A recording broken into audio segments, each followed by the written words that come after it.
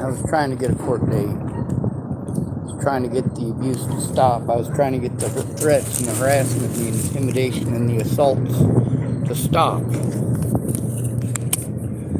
Now there's the stuff that the lawyers told me, and a lot of the stuff the lawyers told me I was already doing. But we're not making this video about what I was already doing. We're making this video about what I was told to do by lawyers before Natalie was killed. They told me that because I was called mentally ill, that I needed to use that. I needed to use that to my advantage. If people are threatening to kill me, I need to let them know, hey, I am mentally ill. It's a felony for you to do this. I tried that with Tim Beeson, didn't I? That didn't work, did it? The lawyers told me that I needed a guardian or an advocate. They also told me that I needed to go to see a mental health specialist. They told me that I needed the paperwork for my actual diagnosis.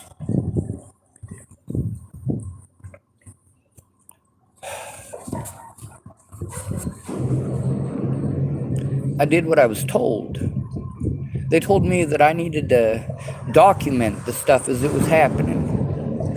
And of course, I kept that in a ledger over at Ken and Leah's. Not that anybody ever looked at it. And then, of course, I also made sure that I made mention on YouTube of what was happening. Most of the time, I kept people's names safe. I was just making sure that there was a placeholder for the event.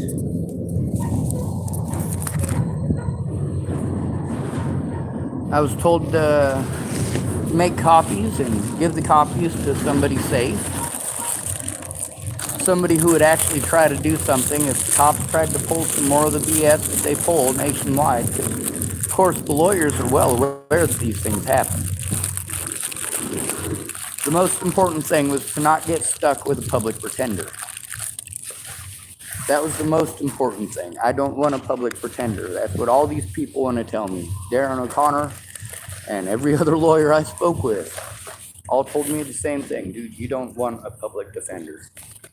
They will not do their jobs, you're screwed. Which I already knew. The problem is that these lawyers aren't speaking up. They know that their fellow bar workers are not doing their jobs. But then again, they don't want to lose their appointment to the bar by speaking out about those people. The most important things, though, are the things that were repeatedly taken away from me. See, with as many people involved as there are, it's difficult to remember every single name. And also, with most of the officers, with them not telling me their names over and over again, threatening me, harassing me, actually even beating on me. And this is all okay because of the tag of mentally ill. This very thing that these lawyers told me I needed to mention is something that is used to prevent me from having those rights. The reason for that, of course, is because, like they said, I'm not allowed to represent myself. They will use that, like Marcia Estrada called it, sleight of hand. But as the lawyers were telling me, you can't go in by yourself. You have to have somebody go in with you. You need somebody who cares about you and has your best interests at heart. The lawyers aren't allowed to pick up the case for somebody with a mental disability without a guardian present, without somebody there to basically make sure that that lawyer doesn't lie to them, or if that lawyer does lie to them, that there is somebody present. These lawyers are not allowed to give legal advice. They're only allowed to give legal consultations. With the situation before Natalie was killed, no, they wouldn't even look at evidence. They told me that I have to get a guardian or an advocate. A guardian or an advocate. So that's what me and Tamara are working on. And Tamara pretty well knew all of this shit. By the time I had started talking to Tamara, I'd already called at least one or two lawyers on my own and been given the whole rundown on what I'm supposed to do. Since I was being stalked I needed to write down the times and the days and the people who were involved. If there were phone calls where people were threatening and harassing me, then I needed to write down the numbers they were calling from. And of course, the name of the person if they gave a name. And I needed to show how frequently this stuff was happening. Now, for that entire year before Natalie was... Oh, sorry, I'm going to try to increase the distance. There's a gentleman with a kid, and this is adult subject matter. It just hurts to walk that fast.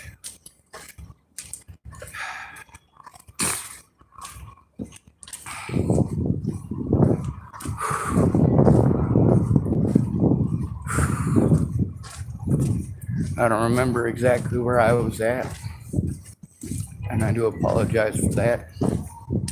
I just wanted to make sure that I wasn't talking about rape and murder in front of probably a 4-year-old.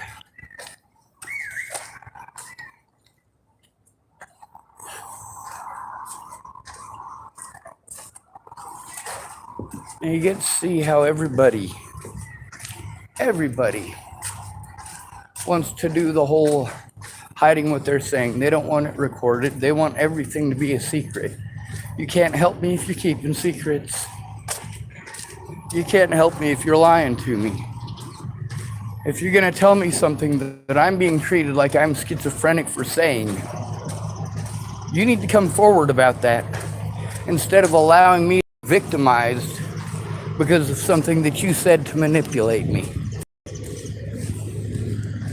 If your granny wasn't actually sick, first of all, you shouldn't have pretended like you were going to help me for 6 months, 8 months, or 4 years. And then every time that you were going to keep your word, and it's time for you to keep your word, there's some excuse why you can't. Well, your excuses versus what the cops used, because you literally never made an effort in all that time to help turn it in. Literally 0 effort. And then you want to play victim because I post that shit up on the internet that you did know. In your own words, in your own voice, you did know. I did tell you. You were informed. And these things that I said about you, that I was called schizophrenic for saying, I recorded coming out of your mouth. Now, wouldn't it have been easier and less embarrassing for you just to admit that I went to you for help instead of making me post it up? And why?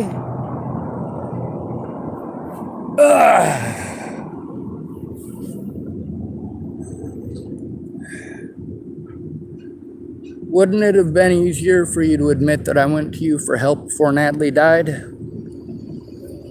Oh, I get why you didn't. You treated me completely like shit and tried to push me to kill myself. Went out of your way to talk over me and to do everything that you fucking hate it when people do to you. You hate it when people talk over you. You hate it. You hate it when you're trying to get help and people just want to tell you what to think and what to feel. You hate it. But you think it's fine to do to me. No, that's not okay.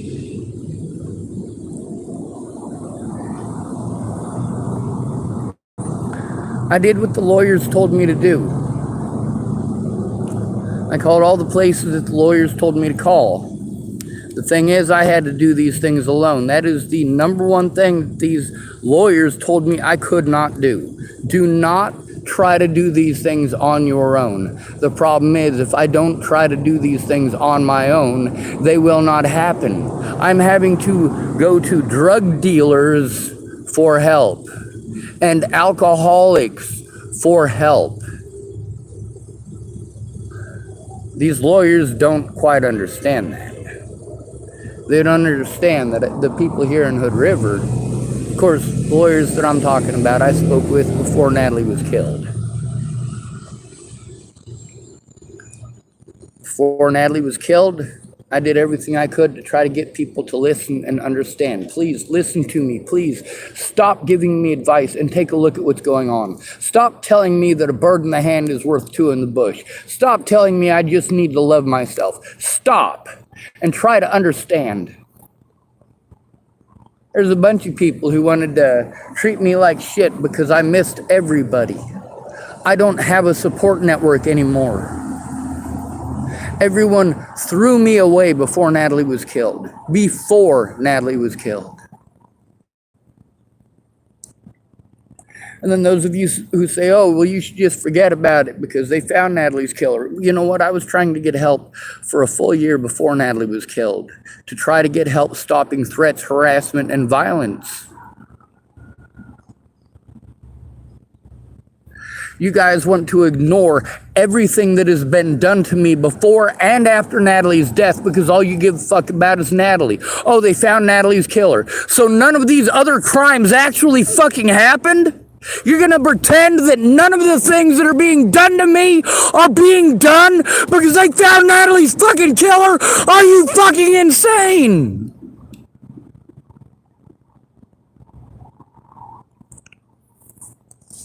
Magically, I wasn't assaulted ever because Natalie's killer was found. Magically, I was never assaulted because Natalie's killer was found. Magically, my life was never threatened and nobody ever threatened to kill my friends or family because Natalie's killer was found.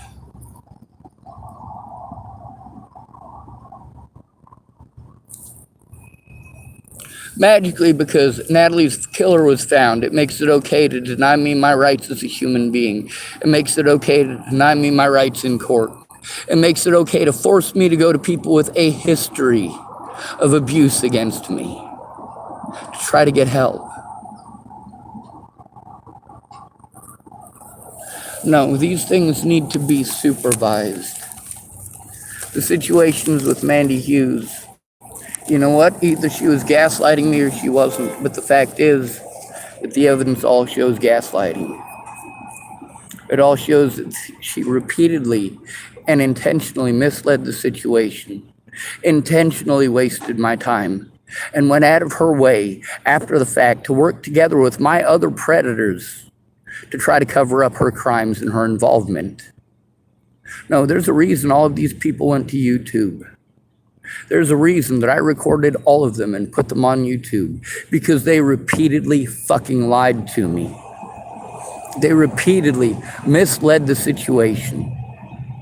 They intentionally, knowingly and willingly and repeatedly wasted my time, promised to help me how I needed, and went out of their way to do everything in their power to waste my time. And then they wanted to get angry when I recorded them, wasting my fucking time, saying the same things they'd been telling me for months.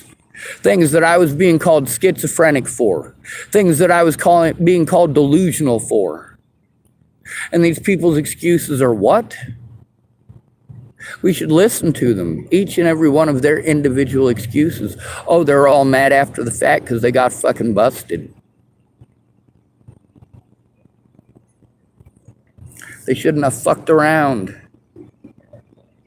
I don't have the ability to do all the things that I need to do, which includes show all of the fucking crimes that were committed against me. And I got to show them on YouTube. I have to show them on YouTube before I can try to go into the cops to show it. Because they can arrest me and destroy evidence like they did last time. Like they've done on multiple occasions. I was told to make copies of the evidence and give it to people. Well, I made copies of the evidence at the beginning. I gave one of those copies to Molly Smith, who never returned it. And, of course, one to Miss Peaches, who, of course, when she found out that one of her drug dealers and I were having issues over this because he was threatening to fucking kill me, well, she had to choose between her drug supply and somebody who she was pretending to care about, but made no effort to come forward. No effort to look at fucking evidence. Zero. None. Zilch. Nada. Meanwhile, I got it recorded on my YouTube channel that, yeah, when I was being accused of trying to stalk Natalie by walking by her house, I still don't know to this day where the fuck she lived in Broomfield. I still don't fucking know. What I do know is that I walked from Ken and Leah's at 3395 South Zuni, Inglewood, Colorado, to Miss Peaches at 120th and Melody in Aurora. That was the route that I took.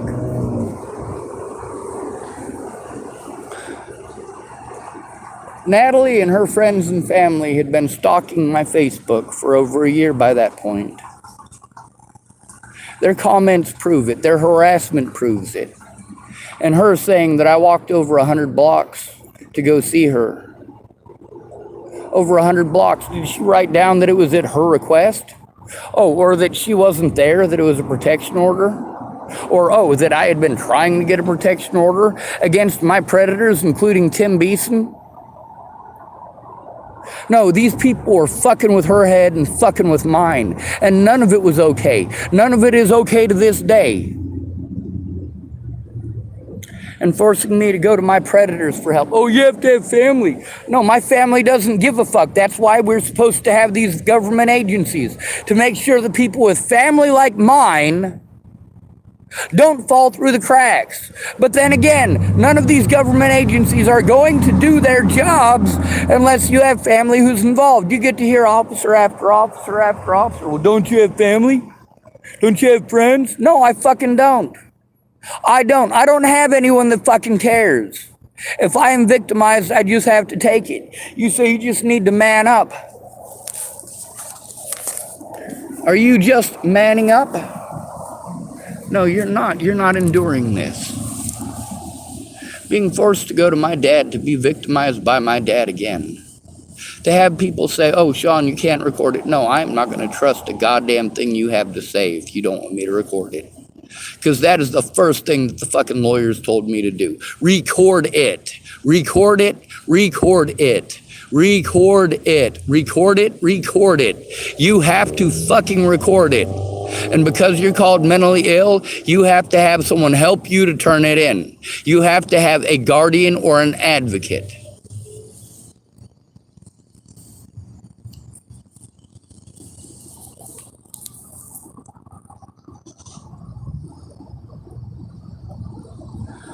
Your parents are supposed to traditionally do that job.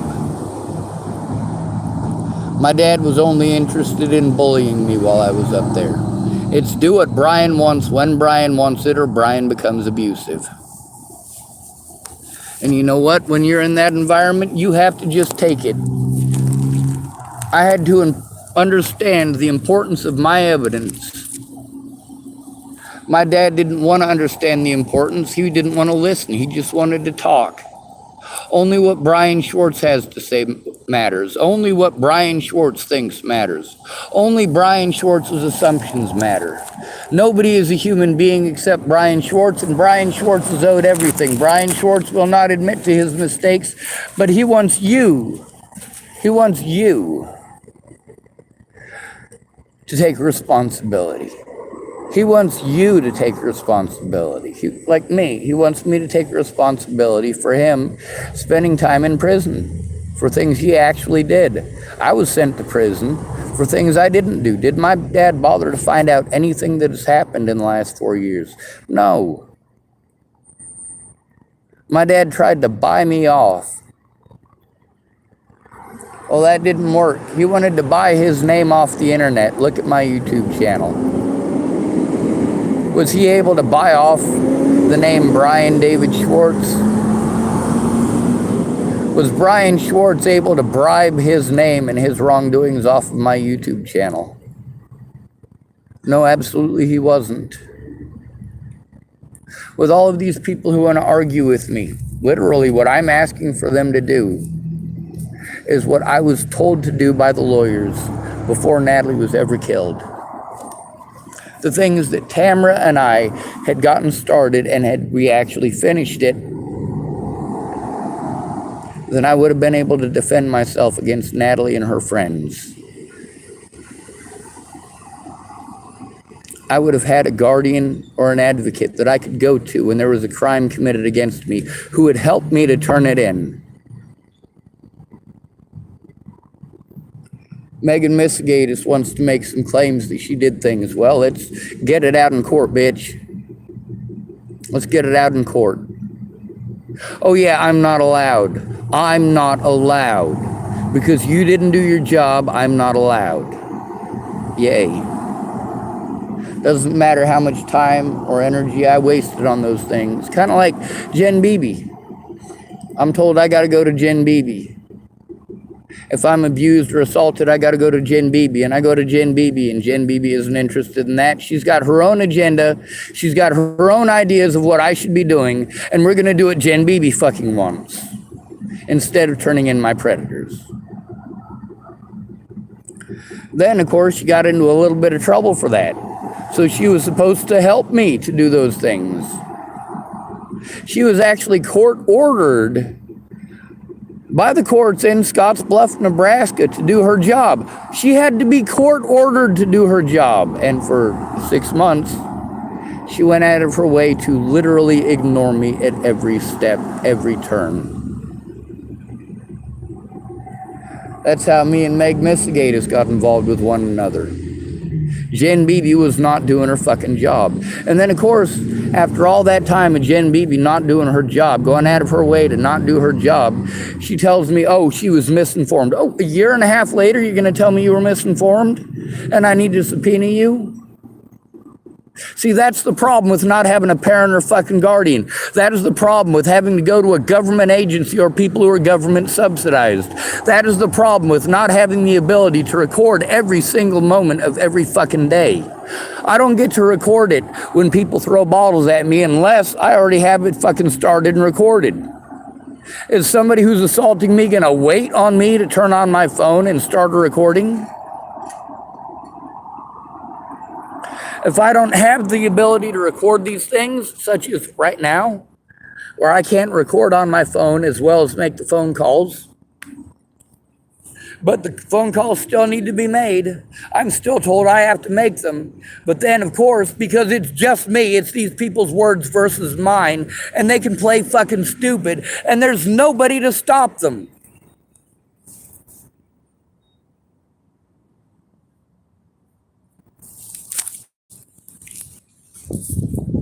What the lawyers told me to do, I did. Over and over and over again. I am trying. I don't have a guardian or an advocate. The situations with the people who claim that they were advocates, it needs to be looked into. It needs to be looked into how those people were able to abuse that title and how the police were able to abuse that title by playing two very different stories. Because according to the law, the way the cops were trying to play it off with Megan Missigatis is that she's my advocate, so she has to do these things that an advocate is legally obligated to do. Now, instead of me having to be the go-between and go back and forth, well, what that does is forces me to get on fucking YouTube and bitch about it. How I'm going back and forth between these people over and over and over again. They're going out of their way not to work together when it comes to an abused and at-risk adult. The people that I'm having to go to, who are my predators, who are telling me that they're going to do this and they're going to do that and they're going to set it up. Well, what did they do? The officers that I was trying to turn in had Jen Beebe show up under false pretenses, outright lied to her, told her that I had tried to reach for their gun and suicide by cop. These are her words. But then again, I was illegally incarcerated in order to prevent me from having the ability to record these things. So later on, even though Jen Beebe was fine with saying these things in an environment where she knew she was not being recorded, well, when you're not in that environment, people are a lot fucking different, and their words change. One of the ways that my predators were able to keep my words out of court, to keep my evidence out of court, is to prevent me from collecting evidence by having me incarcerated and locked up. That's right, you don't have access to your phone numbers, your friends, your family. You don't have access to your evidence. What you've got access to is how you are being treated based on the cops that took you there. How you are being treated based on the assumption of guilt, and how you are being treated based on the fact that everybody there knows that there's no audio recording devices. They can do whatever they want. Same thing at the hospitals. Police use hospitals in order to try to frame their victims often. You try to turn in a cop, they arrest you, they take you to a hospital, call you mentally ill, tell the hospital that you are schizophrenic, and lo and behold, who gives a shit, you're homeless. You don't fucking matter. You're not a human being. Now that's the problem with being a disabled adult and an at-risk adult, is that people don't care. They don't care. As long as it's not happening to them, it's fine. They will pretend that they care. They will pretend that they'll help you until it comes time to actually get off their ass. In which case, you get to realize who your friends are. You probably don't have any, unless you have money or looks, which in that case, you also don't have any. If you have money, they want your money. If you have looks, they want your reproductive organs. Not much in between. Now there's also the fact that sex sells. So if you're good looking, that also falls under the money category. If you're good looking, yeah, people will try to exploit you to make money off of you. Yes, we'll sell Noxzema by letting pubescent boys look at beautiful women with perfect skin. So then we got 13-year-old and 14-year-old boys masturbating to Noxzema commercials. Yeah, I'm not sure what masturbation and Noxzema have in common. I'm not sure how wiping your face with one of those pads, I'm not sure why a pretty face is necessary or essential for that. Of course, then you got the guy who's got all the pimples all over his face, and it's the 30-day challenge. And then you see the little star at the bottom of the thing that explains to you that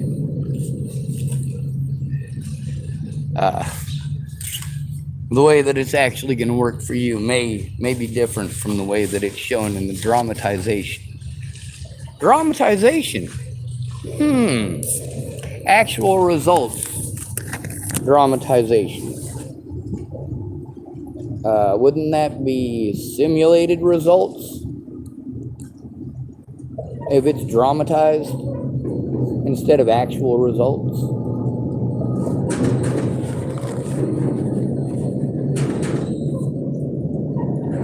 Sex sells.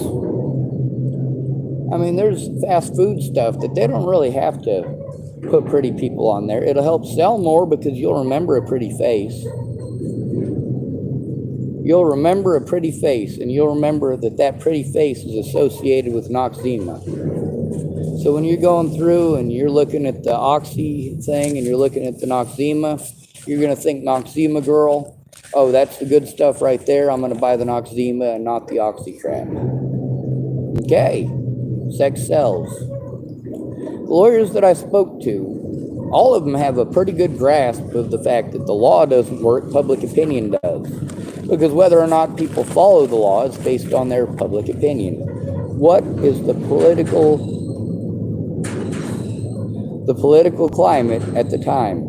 If people really hate white people, like, of course, after the Kyle Rittenhouse thing, that was a bad time for any white person who was being victimized to speak up. You can't speak up as a white victim because one white person went out there and did something horrible. And don't get me wrong, it wasn't just one white person. We've got a whole history of white people throughout history doing this horrible shit. We've also got an entire history of black people throughout that entire history as well, doing horrible shit.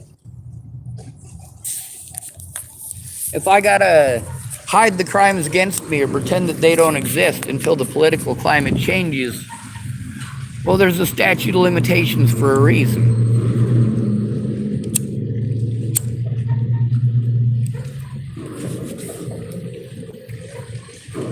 By making me out to be some sort of super psycho serial killer rapist, by going out of their way to ignore any and all evidence, the police created a situation for me. The media created a situation for me that is global. Does my dad understand that? The two gentlemen that I spoke with yesterday, two homeless people approached me and told me that they had heard about the situation with Natalie. They wanted to know what was up with that, and of course they were very much feeling in a violent mood. I explained to them best I could quickly what was going on, about how police had killed my best friend, about how she was on heroin, and about how I used to be the homeless liaison in Boulder. How I took people to all these different services. About how Natalie was on heroin. And about how she got busted with that heroin and was embarrassed. I told them that they used my disabilities against me to try to pretend that I'm some sort of a psycho. It turns out both of those homeless guys have relatives that have Asperger's. Neither one of them is okay with what happened to me, and both of them, of course, being homeless people, well, they're of the opinion that their voice is never going to be heard. Well, I'm trying to get it heard. They told me to come back today, and I did. I went back today to speak with them. Neither one of them are there. I did see Jacob today.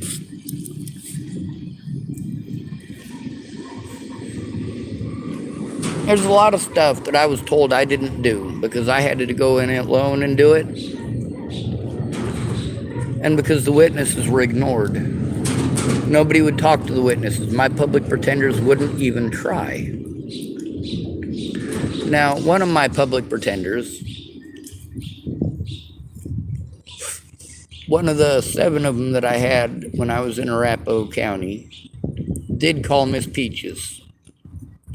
That would be Kayla Trujillo, according to Miss Peaches. Now, Kayla Trujillo, I'd also sent her a letter explaining the situation. She claimed that she put it in her backpack and put the backpack in the rain, and as a result, she didn't read it. Well, she needed to tell the courts that. That is something where I was treated like I had made zero effort, when I had made nothing but effort. It's not my fault that it got rained on. A lot of people keep saying, it's not my fault, it's not my fault. No, it's absolutely 100% your fault that you didn't speak up. That is 100% your fault. When you say it's not your fault that your grandma died, why didn't you keep your word to me? Why didn't you help me how you said you would? Because your grandma died, right? Did your grandma really died? Now, 8 months later, when you're still reeling about your grandma, but you're telling me that I should be fine, that I should be happy, that I should be perfectly okay with everything that's going on with me because your grandma died 6 months ago. Then you guys want to compare your grandma dying 6 months ago to Natalie Bollinger's death. Well, guess what? You're not being treated like a rapist or a child molester or a murderer over your grandma. Number 2, yes, I know that Natalie Bollinger's killer was found. You telling me that does not detract from the fact that I already fucking know. And then there's the pocket lawyers. Everybody's a pocket lawyer. Everyone. They say, I can't help you, I'm not a lawyer. You're a witness, dumbass, so why don't you fucking listen? Of course, well, you look at the situation with Tony DeStassi and the conversation with him. He wanted to give me advice. He wanted to tell me that I called him for advice. No, I didn't. I called him to get him to speak up about Daniel Kitlitz. And I succeeded in that. I called him to admit that I had gone to him for help, contrary to what the police wanted to write down. They wanted to claim I wasn't trying to get help, and that people wouldn't help me probably because of the way that I act. And you listen to that recording with Tony DeStassi. What reason did he actually have for never coming forward? Fear. Fear. Fear of the police. Fear of the government. Fear of the courts. Fear for his family. The evidence is all in my favor. Every bit of it. Then again, the term mentally ill is what prevents me from turning it in. The fact that I don't have an advocate. The fact that I don't have the things that the lawyers literally told me what I needed to do to win this case. They told me all I needed was a guardian or an advocate and that there were multiple cases, both criminal and civil, that would be open and shut. Yes, I called both civil and criminal lawyers. I was also instructed to make sure that they didn't try to separate it. Oh, sorry, sir. And that was explained pretty well. It was explained that these officers, this is all stuff that I already knew, that I'd already spoken out about. These lawyers were verifying it, that I know my shit. When people were telling me all this pocket lawyer bullshit is their excuse not to try doing what the lawyers said that I needed to do, and the lawyers said that they needed to do. In order to help me, I needed to collect the evidence. Now, if it weren't for the mentally ill tag, and it weren't for my disabilities, I could turn this in alone. If it was not for the mentally ill tag, I could turn this in alone. But Tony DeStasi, you get to hear him, how he wants me to put Pandora back in the box. He wants me to pretend that I'm not disabled. I get a disability check, dude. My disabilities are posted up all over the place. There's also people who are lying about my disabilities. My predators in specific lied and claimed that I was schizophrenic. Officers in specific officers that I was trying to turn in. I was trying to turn in Scott DaCosta. He ran around town telling people I was schizophrenic. Got that recorded from several witnesses. Then there's Amanda Jonas. When I tried to turn them in, they took me to the hospital and told the hospital that I was schizophrenic. Now you got to hear the thing from Marcia Estrada. She says very clearly and outright that I am not schizophrenic or delusional. Now let's take a look at William Barr. Tried claiming that I told him that I'm schizophrenic and that I do illegal drugs. I smoke pot. Pot is not legal or not illegal in the state of Colorado, which is where William Barr lives. So, what illegal drugs did I admit to?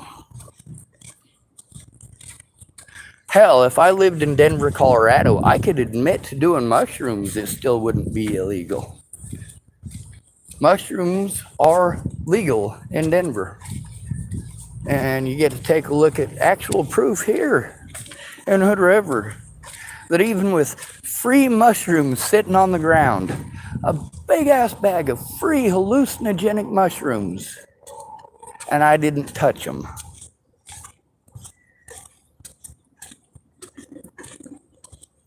I did think about putting them in the garbage, but I didn't want to touch them, and the guy who was there with me was fine with grabbing them, and well, they didn't do him any good, did they? He wanted to continue to microdose himself and scare the shit out of people. For me, I'm screaming for help. I'm screaming at the top of my lungs because I literally cannot take care of myself. And instead of understanding that and taking the legal steps to protect me from these predators, I'm being forced repeatedly to go to predators who are not willing to do any of the things that need to be done. They're not willing to record it.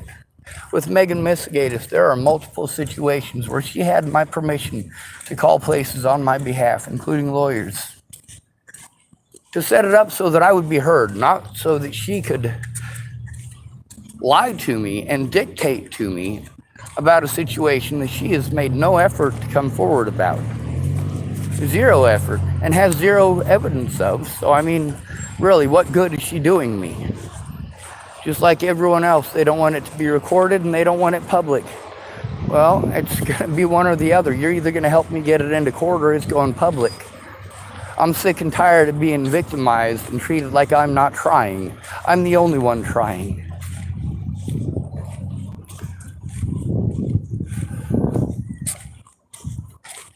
Now, there was a lady named Anna who was also recorded on my YouTube channel. She said that she is not a lawyer over and over again, and then wanted to play pocket lawyer. King of Nichols, same thing, wanted to play pocket lawyer. All these people want to play pocket lawyer when they get busted lying. when they get busted bullshitting, or when I have been forced to record them and post it on YouTube. Well, maybe you shouldn't have forced me to do that. Maybe you should have listened instead of doing all the talking. Maybe you should have helped to do what it is that, well, in my position, there's a very specific set of things that have to happen, and we need to do those things first.